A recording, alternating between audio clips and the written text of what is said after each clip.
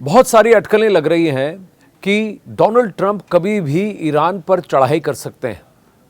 आज inside story में बात करेंगे कि क्या ये पॉसिबल है और ट्रंप के पास विकल्प क्या क्या हैं। क्या ट्रंप वाकई में ईरान पर चढ़ाई कर सकते हैं और खमेनी का खात्मा कर सकते हैं। और ऐसे समय में जब ईरान के अंदर आयतुल्लाह खमेनी के अंडर की रिजीम आईआरजीसी और बस्ट मिलिशिया का प्रयोग करके दमन की राजनीति कर रही है। जब तक ये वीडियो आप देखेंगे तब तक शायद 26 वर्षीय इरफान सुल्तानी को लटका दिया जाएगा फांसी की सजा सुनाकर। इरफान सुल्तानी उन प्रदर्शनकारियों में से एक है जो ईरान की सड़कों पर उतरे थे आयतुल्लाह खमेनी के इस रिजीम के खिलाफ आवाज उठाने के लिए। और ये पहले प्रोटेस्टर हैं जिनको सरेआम लटका दिया जाएगा, फांसी की सजा दे दी जाएगी। और ये भी 2 दिन में कोर्ट ने यह फैसला सुनाया है, जिसकी वजह से ईरान के अंदर जनमानस में भय तो है, लेकिन उसके साथ साथ आक्रोश भी है कि क्या एक 26 साल का व्यक्ति जिसने जो भी कृत्य किया हो उसको कोर्ट 2 दिन के अंदर फांसी की सजा सुनाकर क्या लटका सकती है। और ट्रंप ने कहा है कि अमेरिका बहुत स्ट्रॉन्ग एक्शन लेगा अगर ईरान प्रदर्शनकारियों को फांसी की सजा सुनाकर सरेआम लटका देता है। यहां तक की खबरें हैं कि इरफान सुल्तानी के परिवार को 10 मिनट से ज़्यादा का समय नहीं दिया उससे मिलने के लिए। और जब तक शायद आप ये वीडियो देख रहे होंगे और हम इनसाइड स्टोरी में बात कर रहे होंगे, ये घटना घट चुकी होगी कि इरफान सुल्तानी को आयतुल्लाह खमेनी की रजीम ने लटका दिया, फांसी दे दी। अब तक 2000 से ज्यादा प्रदर्शनकारियों की मौत हो चुकी है, ये भी आंकड़े बता रहे हैं। सोच लीजिए, किसी और देश में, किसी और जगह अगर 2000 प्रदर्शनकारियों को मार दिया जाता तो उस देश की क्या हालत होती और अंतर्राष्ट्रीय समुदाय क्या कहता। ईरान अभी भी लगा हुआ है ये कहकर कि हम पीछे नहीं हटेंगे और अगर हम पर वार किया तो हम पलटकर वार करेंगे। मैं आपको पहले भी बता चुका हूं कि भले ही वेनेजुएला में ट्रंप ने तख्ता पलट कर दिया हो या मडूरो को हिरासत में लेकर वापस यूएस लेके चले गए हों, लेकिन ऐसा वो ईरान में नहीं कर सकते। ईरान अलग चीज़ है, अलग देश है। और ये जिस तरह से जियोपॉलिटिकली लोकेटेड है, अगर आप मैप देखेंगे बहुत केयरफुली तो ईरान पूरी तरह से मिडिल ईस्ट में धंसा हुआ है। और इस मिडिल ईस्ट के अंदर घुसने के लिए अमेरिका को सऊदी अरब, ओमान, कतर, जॉर्डन, इन सब की मदद चाहिए होगी, और पाकिस्तान और शायद अफगानिस्तान, इन सब की मदद। यहाँ तक कि यूके का ब्रिटिश बेस है साइप्रस में, उसका भी प्रयोग उसे करना पड़ेगा। और ये देखना पड़ेगा कि ये सारे देश ईरान की तरफ में आकर कोई शिरकत नहीं करते। हाँ, एक बात मैं आपको बता दूं कि ईरान शिया बहुल देश है, जबकि उसके आसपास के सारे देश सुन्नी बहुल देश हैं। और उनके और ईरान के बीच में हमेशा से खटास होती रही है। तो भले ही इन सभी देशों ने कहा हो कि कोई आक्रामक रणनीति अपनाने की आवश्यकता नहीं है, ट्रंप को कहा हो कि थोड़ा रिस्ट्रेंट दिखाएं, थोड़ा सा संयम बरतें, लेकिन उन्होंने खुलकर आकर ईरान की तरफदारी नहीं की है। और अब से 1 साल पहले जब इजराइल ने ईरान पर अटैक किए थे तो वो भी 1500 किलोमीटर की दूरी से मिसाइल दागे थे। जब अमेरिका ने B-52 बॉम्बर गिराया था तो भी कम से कम 30,000 मील की उड़ान भरकर इन सभी देशों के एयर स्पेस को क्रॉस करके वो बॉम्ब्स और वो एयर स्ट्राइक्स ईरान पर हुए थे। तो क्या इस बार भी ट्रंप को इसी तरह का विकल्प अपनाना पड़ेगा? पर आप ये ना भूलें कि ईरान के पास भी 2000 से ज़्यादा बैलिस्टिक मिसाइल्स हैं। तो ईरान भी पलटवार करेगा। और कई सारे ऐसे बैलिस्टिक मिसाइल्स हैं जो इजराइल के आयरन डोम को भी भेज सकते हैं, तो इजराइल के रक्षा चक्र को भी भेज सकते हैं, पहले भी वो भेज चुके हैं। खमेनी रिजीम को तोड़ने के लिए उनका पैसा रोकना होगा और उनकी आईआरजीसी में फूट डालनी होगी। तो विकल्प क्या क्या है डोनाल्ड ट्रंप भले ही स्ट्रॉन्ग मेजर, स्ट्रॉन्ग एक्शन की बात करें तो बता दूं कि इस खाड़ी इलाके में, गल्फ में, उनका एयरक्राफ्ट कैरियर भी नहीं है। तो उनकी डिप्लॉयमेंट अभी धीरे धीरे मिडिल ईस्ट में मोबिलाइज हो रही है, तो उन्हें भी समय चाहिए। एकाएक वो घुसकर ईरान पर अटैक नहीं कर सकते। वहीं ईरान क्या कर रहा है, जैसे मैंने आपको कहा 10 लाख बस मिलिशिया है, 1.5 लाख IRGC है, और वो सड़कों पर उतरकर प्रदर्शनकारियों को मार मार कर अंदर भेज रहे हैं या फिर उनको मौत के घाट उतार रहे हैं। शूट एट साइट के ऑर्डर्स दिए गए हैं और उनको ठोक दिया जा रहा है। और रिपोर्टिंग, जैसे आप कहते हैं कि आंकड़े जो हैं वो सब स्पेक्युलेटरी है, कौन कितने आंकड़े बता रहा है किसी को नहीं मालूम। वहीं ख़ुमैनी रिजीम के सपोर्ट में भी बहुत बड़ा हुजूम निकला है। करीब 10 लाख लोग ईरान की सड़कों पर ये कह के आए कि हमें अयतुल्लाह ख़ुमैनी के अंडर ही रहना है और हम अपना खुद देख लेंगे, आप में से किसी को यहाँ पर दखल देने की ज़रूरत नहीं है।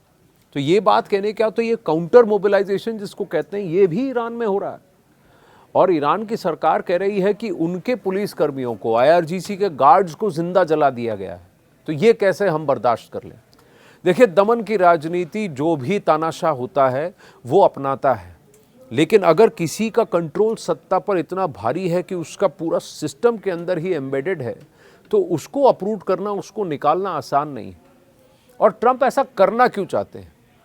देखिए, ईरान की वजह से आसपास के कभी सभी देशों में काफ़ी खटास हुई है। सीरिया में, इराक में, जॉर्डन में, सऊदी अरब में, बहरीन में, सब जगह सभी इन मुस्लिम बहुल देशों को ईरान की नीतियों की वजह से तकलीफ़ हुई है। और सबसे ज़्यादा तकलीफ़ झेलनी पड़ी है इज़राइल को, क्योंकि इज़राइल के खिलाफ मिलिटेंट मोर्चा खोला गया है। हमास, हिजबुल्लाह है, हिजबुल्लाह लेबनान में भी सक्रिय है और वहाँ से इज़राइल पर हमले करता है। इस्लामिक स्टेट जिहाद, ये भी वहाँ पैलेस्टीन इलाके में बैठकर वहाँ से ऑपरेट करता है। ऐसे कई सारे ऐसे हुतीज़ हैं जो कि सऊदी अरब को परेशान करते हैं। तो ईरान ने भी मुस्लिम देशों के साथ अपनी मित्रता नहीं निभाई है। तीसरा, जैसा मैं आपको बता चुका हूँ कि ईरान का तेल, अब सैंक्शंस तो लग गए हैं, चीन और रूस सबसे ज़्यादा खरीदते हैं और ईरान से उनका साझा होता है। और ईरान से ड्रोन, बैलिस्टिक मिसाइल रूस भी खरीद रहा है यूक्रेन के खिलाफ उसका प्रयोग करने के लिए। कामिकाज़ी ड्रोन्स की स्टोरीज तो आपको पता है। तो अब इन देशों को तकलीफ हो, इसीलिए ट्रंप घुसना चाहते हैं वहाँ पर शांति बहूल करने के लिए। और दूसरी बात, इंडिया मिडिल ईस्टर्न कॉरिडोर अगर बनना है, चाबहार पोर्ट को चीनी ग्वादर के खिलाफ खड़ा करना है और इस रूट को पूरी तरह अगर सिक्योर करना है all the way to Italy, तो उसके लिए चाहिए कि ईरान भी अमेरिका के साथ मिलकर काम करे। और उसके लिए ये सत्ता पलट बहुत, तख्ता पलट बहुत आवश्यक है। क्योंकि 9/11 के अटैक्स अगर आप कहें तो उसका भी ओरिजिनेशन कहीं ना कहीं सबसे ज़्यादा समर्थन ईरान के अंदर से ही आया था। अजीब बात है कि जितने भी सुन्नी बहुल मिलिटेंट रिजीम्स हैं उनको इस शिया बहुल देश से काफ़ी सपोर्ट भी मिलता है। ये सारी बातें बहुत ही कॉम्प्लेक्स हैं, लेकिन ईरान के थ्रू अफ़गानिस्तान का ड्रग रूट भी कंट्रोल होता है। तो पाकिस्तान के पोर्ट से, कराची बंदर से अगर नहीं जाता तो चाबहार से दुनिया भर में अफ़गानिस्तान का अफीम हेलमांड प्रोविंस से यहीं से जाता है। तो ये एक और खेल है कि इंटरनेशनल ड्रग रूट को कंट्रोल करने के लिए और उससे निकल रहे पैसे जिससे कि अलगाववाद फैलाया जा रहा है, और वो भी अफ्रीका जैसे कॉन्टिनेंट के अंदर, अफ्रीका के कई सारे देशों में। तो इस सब को रोकने के लिए भी ट्रंप ये करना चाहते हैं। पर सबसे ज़्यादा वो है कि अमेरिका का वर्चस्व कैसे बना रहे और चीन कैसे फंस जाए, चीन के पैसे फंस जाएं, आर्थिक रूप से वो किसी तरह से त्रस्त हो जाए। इसीलिए ये खेल खेला जा रहा है। लेकिन जैसा मैं आपको कह रहा हूँ कि ये बहुत आसान नहीं है। आयतुल्लाह ख़मैनी को हटाने के लिए अब उनको अननोन गनमैन का सहारा लेना पड़ेगा, और इज़राइल अब तक इसमें ओपनली शिरकत करता हुआ नहीं दिख रहा है। इज़राइल के पास और इज़राइल के मोसाड के पास ही एबिलिटी है कि वो कितना ईरान के अंदर घुसकर ईरान के टॉप लीडर्स को मार देता है। देखिए, अगर आपने टॉप लीडरशिप को हटा दिया, किसी तरह ख़मैनी का खात्मा कर दिया, और वो भी ईरान के अंदर घुसकर, ना कि एयर स्ट्राइक कर कर, और IRGC के गार्ड्स को या तो तोड़ दिया या तो काट दिया, तब जाकर के आप तख्ता पलट को इंजीनियर कर सकते हैं। लेकिन इसका एक और बहुत बड़ा खतरा है, और अंत में मैं आपको यही बताना चाहूँगा, और ये बात अमेरिका में कुछ एक्सपर्ट्स ने भी कही है, कि अगर जबरन ईरान में तख्ता पलट होता है, अगर जबरन आयतुल्लाह खमैनी को मार दिया जाता है या हटा दिया जाता है और ग्राउंड का जो पब्लिक विल है वो 100% समर्थन नहीं देता है, तो एक काउंटर नेशनलिज्म, काउंटर रेडिकलिज्म की एक नई लहर निकल सकती है, जहां पर शिया मुसलमान जो अधिकांश रूप से ज़्यादा कट्टर नहीं है या फिर आतंकी नहीं है, आतंकवाद को नहीं अपनाते हैं खुलकर, वो पूरी तरह से वेपनाइज हो जाएंगे। और दुनिया भर में जहाँ जहाँ शिया हैं, देखिए भारत के अंदर भी बहुत शिया हैं, खासकर जम्मू कश्मीर में भी शिया हैं, और वहाँ आप देखें तो पैलेस्टीन को लेकर बहुत सपोर्ट निकलता है, और फिर आयतुल्लाह खमैनी को भी मानने वाले बहुत लोग हैं जम्मू कश्मीर में। तो दुनिया में जो शिया जो ज़्यादातर भले ही बहुत रिलीजियस हैं लेकिन मॉडरेट माने जाते हैं, साइंटिफिक माने जाते हैं और अमन पसंद माने जाते हैं, उनके अंदर एक कहीं ना कहीं काउंटर मोबिलाइजेशन हो सकता है जो आगे जाकर और भी ज़्यादा टेररिस्ट अटैक्स को अंजाम देने की बात आ सकती है। तो ये मामला बहुत पेचीदा है।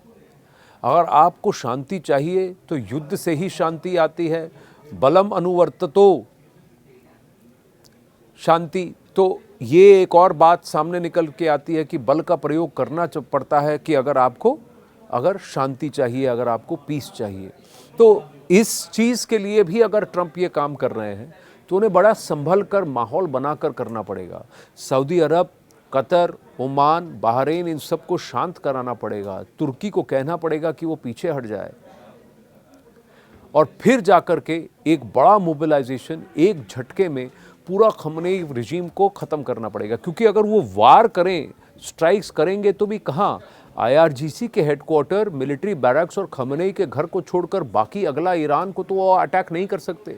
और न्यूक्लियर पावर स्टेशंस और न्यूक्लियर फैसिलिटीज़ पे तो वो पहले ही धावा बोल चुके हैं। तो ट्रंप के पास जो मामला है, जो चॉइस है, काफ़ी पेचीदा है। लेकिन कहीं ना कहीं ध्यान रखिए कि इज़राइल, जॉर्डन और सऊदी अरब, ये जो आसपास के जो देश हैं, ये क्या करते हैं, लेबनान क्या करता है, ये सब देश क्या करते हैं, और ख़ासकर इज़राइल का मोसाद अगर ईरान की सड़कों पर घुस गया है और वहाँ पर कोई हरकत करता है तो फिर ये स्टोरी रातों रात पलट सकती है, चेंज हो सकती है। लेकिन ट्रंप के पास समय भी कम है, ट्रंप अपना समय लेकर के ये नहीं कर सकते, क्योंकि अगर समय मिला तो आयतुल्लाह खमैनी, जो कि इज़राइल के साथ वॉर के अंदर भी 90 दिन के उस वॉर में भी वो बच के निकल गए थे, उनको टच नहीं कर पाया था इज़राइल, भले उन्होंने बहुत कोशिश की कि उनको मार दे, लेकिन वो सर्वाइव कर गए थे। ये वापस उभर कर आ जाएंगे और सत्ता पर काबिज रहेंगे, और ये डोनाल्ड ट्रंप के लिए बहुत बड़ी हार होगी, शर्म की बात होगी। तो क्या ट्रंप अभी से पीछे हट जाते हैं या फिर कुछ बहुत बड़ा कर जाते हैं? जो भी होगा, मैं आपको अंदाज़न इतना कह सकता हूँ कि आने वाले रविवार तक उस खाड़ी एरिया में और ख़ासकर ईरान में कुछ बड़ा ज़रूर होगा। नमस्ते।